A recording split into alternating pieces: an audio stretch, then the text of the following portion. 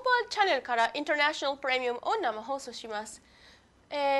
Ustream、dmm.com、JustinTV、BlogTV、ニコニコと YouTube でご覧ください。司会のアデイトです。海外の方も見るので、英語に変えながら皆さんに伝えしてまいります。いつもの素晴らしいゲスト、世界平和委員会空手道本庁、長道院大学総裁です。よろしくお願いします。First topic, for 250 years in the history of England, Queen Elizabeth took part in a political meeting. エリザベス女王が、キャメロン首相との並んで閣議を開いたという、はい、これはまあ当然当たり前じゃないかと思う人がおるかわからないけども、はい、実は女王が閣議に出ることはまずこうなかったわけです。そうですね、今言った通り250年以上前に、1768年にビクトリア女王は一回出たという時代があった。しかしそれ以後そういうことはなかった。250年ぶり260年ぶりにそういうエリザベス女王がプライムミニスターキャメロンと並んで閣議に出席したという、まあたまたま第60年という、セレモニーが今年終わって、女王もそれを記念してですね、260年ぶりに自分が閣議に出席するという、思い切った決意、デシジョンを示したものであろうと思います。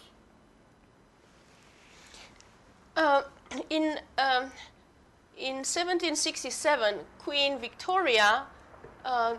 did a similar thing. She took part in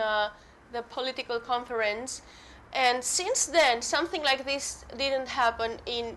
United Kingdom. But this year, Queen Elizabeth joined Prime Minister Cameron, and it is a very rare, very special occasion. And we know that this summer there was the big anniversary, and so this is another thing to symbolize this big anniversary that England had. Next, in Russia, the Baltic the Navy is going to Syria. ロシア海軍バルチック艦隊がシリアのロシア人を救い出すために、いざこの内戦が混乱した時に、もっと今以上に戦争が大きく拡大された時に、ロシア人が危険にさらされてはいけないと、多くのロシア人がシリア政府関係におりますから、それを助けるレスキューするためのバルチック艦隊が出動したと。でこれは今、シリアにケミカルワポンがあると、今 NATO は宣伝しているわけで、アサドが最後の手としてケミカルワポンをどんどん使い出すと、一気に今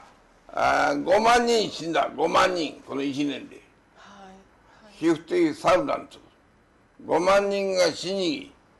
500,000 50万人が今トルコ、レバノン、ジョーダン、イラクに逃げてる。この50万人がこれ100万人200万人になったらえらいことだと、そうですね、いうことで、現在ブラヒミアンバサダーユナイテッドネーション、ブラヒミが今アサドと会談したんで、おとつい。しかしアサドは私は辞めないと、すごいですね。最後の最後まで戦うという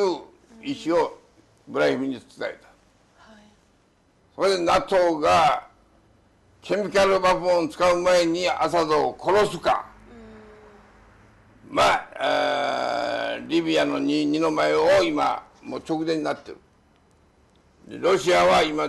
その時にとことんアサドをサポートしきれるかどうかというね、今非常に微妙なところまで来てるからバルチック艦隊が動いたと私はこう見ます。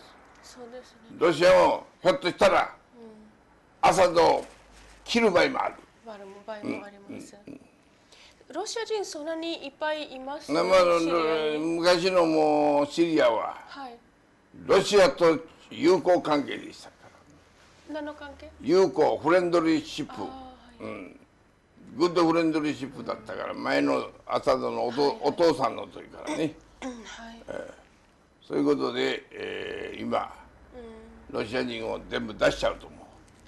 救い出そうというバルチック艦隊の動き、これはいよいよアサドを見捨てる、アサドを切るというね、いうことにもつながるメッセージではないかと。So about the situation in Syria, Sosa Chodondai-Kaku tells us that now Russia is sending this Baltic Navy to Syria in order to help and to take out the Russian citizens that are now in Syria. And we could see this as a sign for the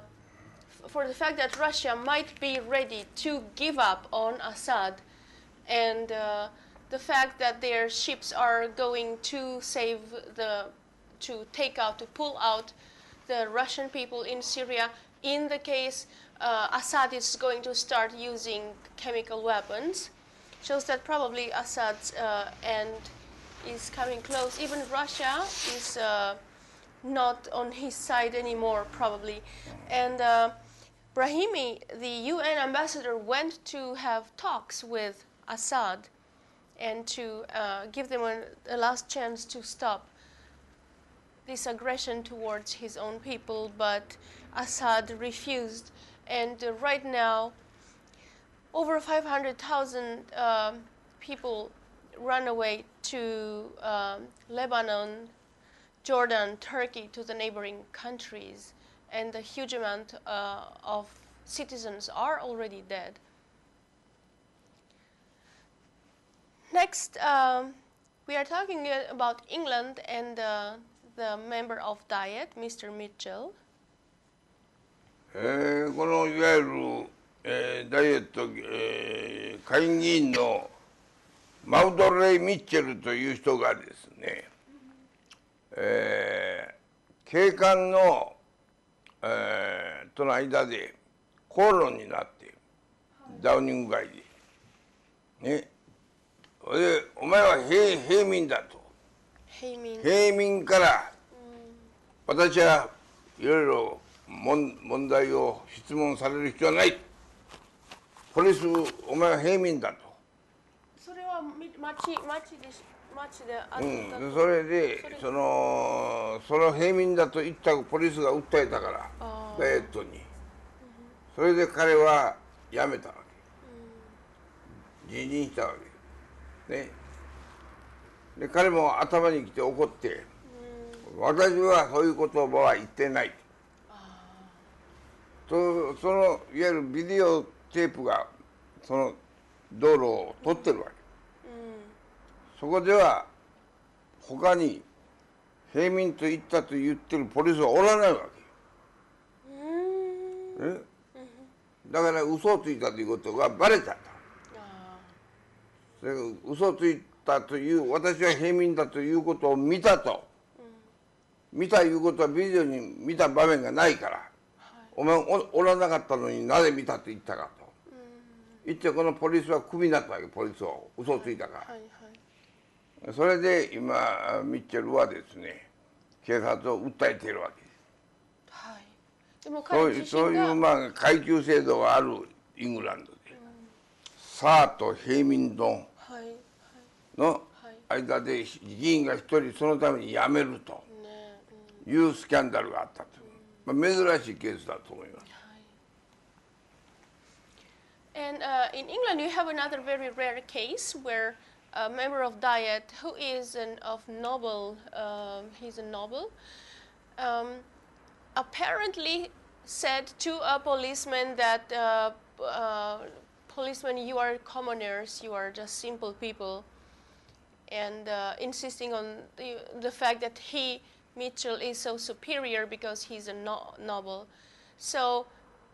he was accused by the police and he had to step down. So he did step down, but he claims that he is innocent. He claims that he never said something like this.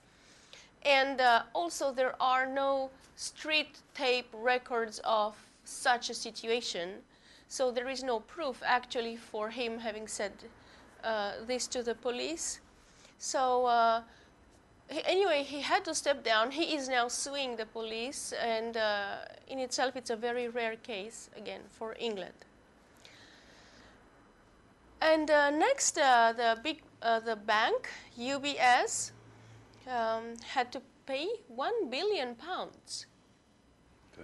これは前に英国内でバークレーとか、UBS とかバンクオブイングランドとか銀行間のですね、お金のやり取りで金利の問題が不正に、請求されて、それをよけ取ったというスキャンダルがあって、でこれはバークレーはもう事件が終わって罰金払った。今度 UBS が一番大きい罰金で、1ビリオンパウンドを払わされたと。だから、今キャメロンは必死に、経済再建、そして、財政赤字の立て直し、いろいろ努力をしている中でですね、この銀行と銀行のいわゆる不正、アンフェアな取引に対して厳しい罰金を要求したと。1ビリオンパウンドという過去に例のない高額な罰金を取るというね、こういう事件です。And the other bank, Berkeley, there was a similar situation, and they also paid a penalty. But now UBS had to pay £1 billion. It shows that Prime Minister Cameron is very severe towards such trades that are being done among banks and how banks each other help to gain illegal money. So it's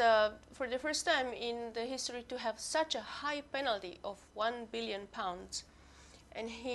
Cameron is going to cut down more on banks. このお金を取って誰のポケットに入るんですか？その国、その税金みたいに国が使う。罰金だから政府に入るわけ。ガバメントに入る。ガバメント。でそれでなんか道を作るとか、それかそのガバメント入ったお金はまたいろいろその使う道はいっぱいあるわけだから。ガバメントのバジェットの中に組み込まれるわけ。財源になるわけ。財源になります。Next, our neighbor Korea finished the elections, and this time we have a lady who has been chosen. She was the daughter of the former president. Miss Park is the new prime minister, president of Korea. What do you think about her? 彼女にとってどう思います？このいわゆるムー・ジェイという人とパク・クネと争ってですね、非常にいい勝負をしてたんだけれども、日本との関係で言えば、パク・クネはどっちか言えば日本とのいわゆるアライアンス、そして、ユナイテッド・ステイトとのアライアン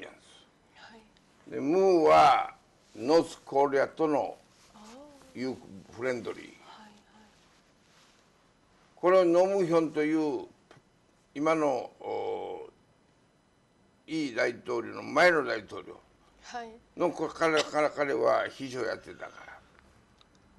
ら、いわゆるノースコリアと近いわけ、だからここのパクになったことによって、まあ日本とかアメリカは喜んでるわけ、ノースコリアは困ったなと思ってるわけです、アゲンストノースコリアだから、でこのパクさんはパク・チョンヒの娘です、パク・チョンヒは殺された、銃で撃たれて、お父さんが、お母さんも殺された、お母さんも殺され、お父さんもテロで殺され、ね、ほんでパク・クネも顔をバサッと切られ、この女性は非常にそういう中からも韓国の政界で頑張って今プレジデントになったわけ、だからまあ親の DNA も受け継いでるだろうし、パク・チョンヒの、だからまあ今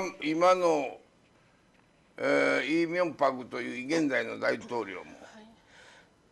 非常にまあクレバーな男で、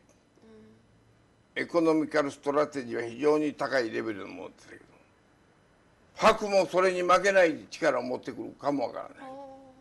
ますます韓国は大きな経済を作り上げる可能性があるだろうと思います。信頼できる大統領です、これは。President that is still now leading Korea, he is very good with economies, so he managed to raise Korea's economical level. And Park Geun-hye was the daughter of Park Chon-hee, and who was president of Korea before, and he has been shot, he has been killed. His wife also has been killed, and she, Park Geun-hye herself, has been cut by a knife on her face. So she grew up in such a difficult condition, and she has this strength from losing her parents and from having such a great example. And so Saichodo Daikaku tells us that she probably will make a great president and will at least as good as the president now. She will probably be able to have Korea's economics go even more high than now. She's a very respectable and person to be trusted. She leans towards United States and Japan, while her opponent was leaning towards North Korea and creating this unity with North Korea. So for Japan, so far it's very good that she is the president. We are going to commercial and see you after the break. はい、ヌーパルガールの成田優子です。今回は健康食品スーパー乳酸 CPL をご紹介いたします。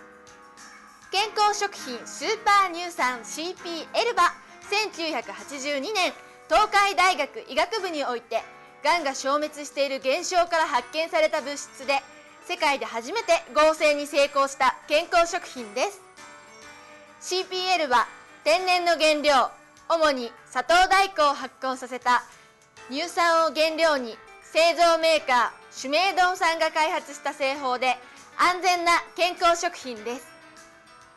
粉末をお茶やヨーグルトに混ぜてお取りください。ご購入希望の方はヌーパル .jp のホームページからアクセスしてください。お待ちしています。Next topic is ASEAN and India are going to start economical trades with zero charges, zero taxes. インドで ASEAN インド首脳トップサミット会議が行われました。ASEAN とインドのいわゆる貿易自由協定を締結するかどうかという話し合いで、一応締結しようという方向で会議がまとまって決定したわけです。まず1000億ドルぐらいのですね、トレードが始まるであろうと。でインド経済は非常に大きなポテンシャルパワーがあり、将来期待されている、一つの大きな国ですから、これと ASEAN が自由貿易協定ができるということはですね、ますます経済の大きな力がこのアジアのインド ASEAN に集中してくるだろうと。今後日本はどうそれに取り組んでいくかという、また東アジアという、ね、イーストエシア、コリアン、ジャパン、台湾、こういうまたグループと、そこ今チャイナがどう取り組むか。このASEAN の経済圏、そしてユーロシア全体の経済圏が世界の中心勢力になることはもう間違いないと思います。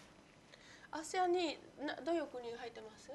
インドネシア、シンガポール、マレーシア、ブルネイ、フィリピン、カンボジア、ラオス、ベトナム、タイランド、ミャンマー、これが ASEAN です。So India, at the big conference, was decided that India will collaborate with the ASEAN countries, and the economical taxes in between this international trade will be zero. And in parallel to this, there is the other union of Japan with Korea, and it shows that this, if we add this to the entire Eurasian alliance, the economical shift is going to be towards this part of Asia. And India has a very large economy, so it's going to be a very powerful union for the future. Next, in China, Xi Jinping, who is the new elected prime minister, had his vice presidents and two United States. And did he get to talk to President Obama? ワンキザン、王キザンという今回チャイナセブンに選ばれたバイスプレジデント、これが先週オバマ大統領ワシントン DC に行ってですね、中国アメリカのいわゆる新たな貿易協定を作りたいと。そのためにはオバマ大統領とチャイナセブンのニュープレジデント習近平とぜひ会談してもらいたいと。習近平がワシントンに行くのかオバマが北京に行くのか、これは今まだ決まっておりませんが、近々それが実現するであろうと。王岐山の方からワシントンに訪問しましたからね、そういう話し合いは全く日本はもう日本抜きで中チャイナアメリカがやってる、ね、アメリカの経済界からはもう日本は忘れられて全てのフォーカスはチャイナになってる。だからますます中国熱が高まっていく、こういうことで、非常に日本にとっては恥ずかしい、阻害された外交交渉であったと、こう思います。And so, Okida, this vice president of China, went to Washington, D.C. and started talks. And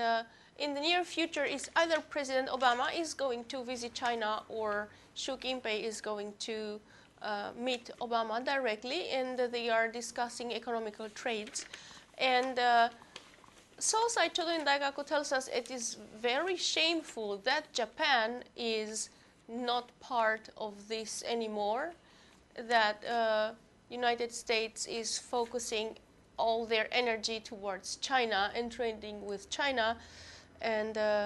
Japan is not an important factor anymore.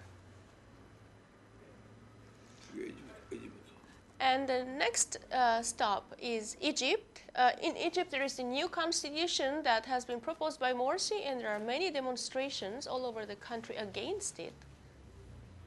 まあ、アラブの春でムバラク大統領が追っ払われて、そしてそのデモ隊は反ミリタリー、反ムバラク、イスラム同胞団のいわゆるイスラム理事軍の勢力であった、はい、そしてそこからモルシが選ばれて、はい、そのダイエットの選挙で 70% はモスレムの人が出来上がった。それに対して憲法裁判所は解散、これは無効と。このダイエット 70% モスレムの選挙は無効にしたわけですね。でそこでモル氏はニューコンスティチューションを設けるとこう発表したわけ。ニューコンスティチューションはイスラムのいわゆるリーダーをイスラムの教えエデュケーションイスラムのシステムをコンスティチューションに入れてるわけです。でこれに対してまた憲法裁判所いわゆるコンスティチューションジャッジこれがまたこれを潰しに来るとわからないと。このいわゆるニューコンスティチューションを推進するコミティを潰しに来たら困ると憲法裁判所が。だからモルシは大統領の権限大統領ライトはプレジデントライトは最高裁判所憲法裁判所このジャッジよりも上だと。ジャッジが潰せないともう大統領が一番だと、ね、こういうニューコンスティチューションを発表したわけです。それで今までのモスレムの反ムバラクの方が分裂して半分はモルシをサポートする半分はこの憲法ニューコンスティチューションを潰すとニューコンスティチューションを潰すというデモが今バーッと全国で始まっている。そして投票が行われた、はい、でおそらくニューコンスティチューションをサポートする方が勝つだろうと。まだ分からないね。明日分かるけど勝つだろうと。勝った場合はまたエジプトは分裂するという見通しが立つわけ、ね、非常にエジプトは混迷してるわけだから今、はい、モルシの新憲法法案によって大混乱を起こしているということです。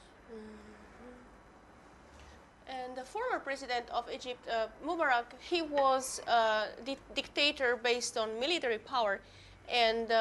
after being so many years under military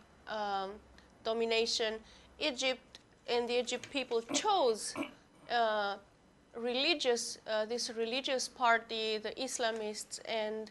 that's how Morsi became the leader. But then 70% of the diet was made of such Muslim supporters. So it was one time they decided to cancel it. And now Morsi gave the new constitution. In this constitution, his rights will be above any other assembly. And the former supporters of Mubarak, half of them are towards this new Islamist constitution, who will use the Islamist teachings for all the laws, and the other half are against. Morsi, so many demonstrations are happening. We are going to see tomorrow if he will be able to push this new constitution and if it will become reality or not. Next, in the United States, after that big killing that happened and 20 children were shot, the new gun control laws are going to be proposed. まあいわゆるオバマ大統領も今そのアメリカの銃を持たさない法律を作って銃所持規制をするかという問題。これはまあしょっちゅうその銃を乱射して子供が殺されたり、まあ劇場の大人が殺され、市民が殺される。これ以上こういうのがまた起こるということは全アメリカ人が銃を持ってるから、これはもう何百年の昔から300年持ってるわけです。アメリカ人はみんな銃を、自分の身は自分で守るというこの一つの精神がある、ね、昔日本の侍もみんな日本とみんな持ってた、それは決して人を殺すためじゃない、自分の身を守るためであって、また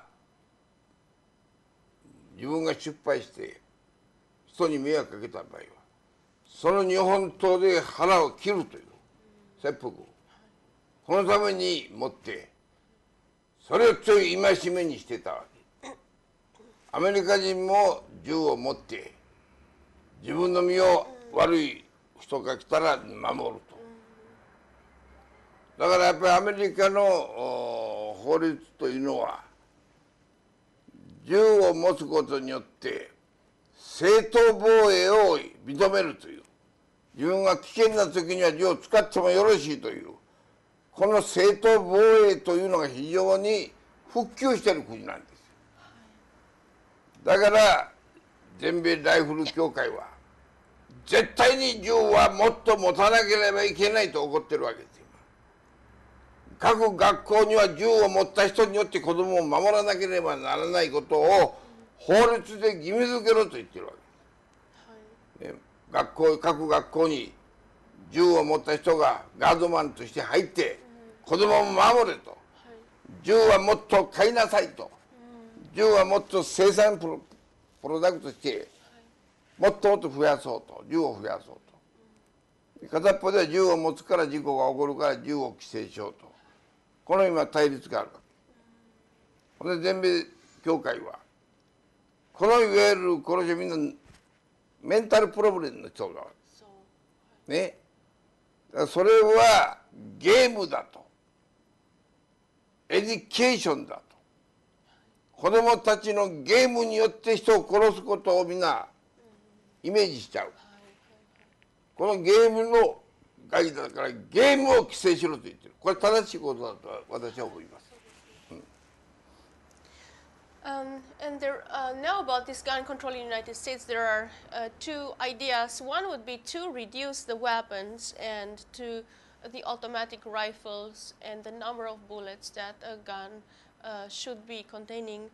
and who is allowed to have them. And on the other hand, there is the idea that in order to protect such children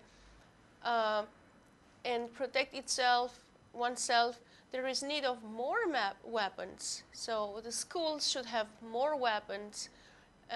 So more weapons would be sold, and the American style is to protect yourself.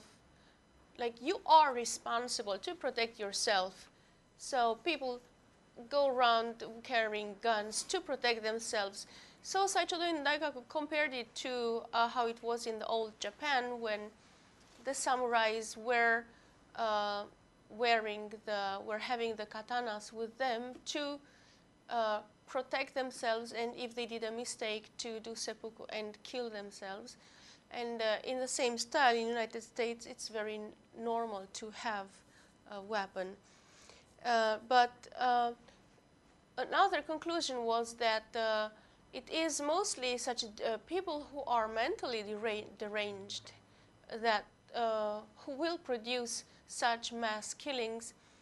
And one very important factor are the computer games that simulate killings and simulate how to shoot. And this is an important factor. And nowadays, most of the children are playing and enjoying such games. It is one of the bad factors. And the last point for today, in Siberia, the pipeline of 4,756 kilometers has been completed. これはもうね、10年前から、イーストサイベリアから、ナホとかまでのパイプラインは工事をやってたわけですが、いつから10年前。10年前、もうね、今がプーチンは、ロシアからですね、いわゆるターキー、そして、ボルガリアを抜けて、クロアチアからイタリアまで、これをこうパイプを引くと言ったわけです。そうですね、この間ね、この間言いましたね。今度はもう今度はすでにもう前からやってる、パシフィックオーシャンサイド、ナホとかコニワ、これはパイプラインをもう完成したわけです。だからもうすぐにここへパイプガスが流れていく。これが日本にも来る、韓国にも行く、アジアにも行くという形で、大きなロシアの天然ガス輸出がパシフィックオーシャンからアジアに広がっていくという、片っぽは今からヨーロッパへどんどん進めていくという、いよいよこのユーロシア帝国、エンパイアが、バイガス、ナチュラルガスによってスタートを切るという、この歴史的なこのオープンであると私は考えております。And this pipeline has started to be constructed already 10 years ago, and they just declared now that it is finished and it reaches to the Pacific Ocean. Last time we spoke about the other pipeline that comes from Russia all the way to Turkey and Italy, and Russia has huge reservoirs of natural gases, and they are going to dispatch these natural gases, and they can be through this new pipeline in Pacific Ocean, they can be given to Asian countries, to Japan. And this Russian empire, like Saito Daikaku calls it, the Russian empire is growing stronger and stronger, and yes, we have to look forward in the years to come how strong Russia and the Eurasian alliance is going to be. We thank you for today, and see you next week. これからも日本を取り巻く国際社会問題をお伝えしてまいります。ではまた来週。Next year.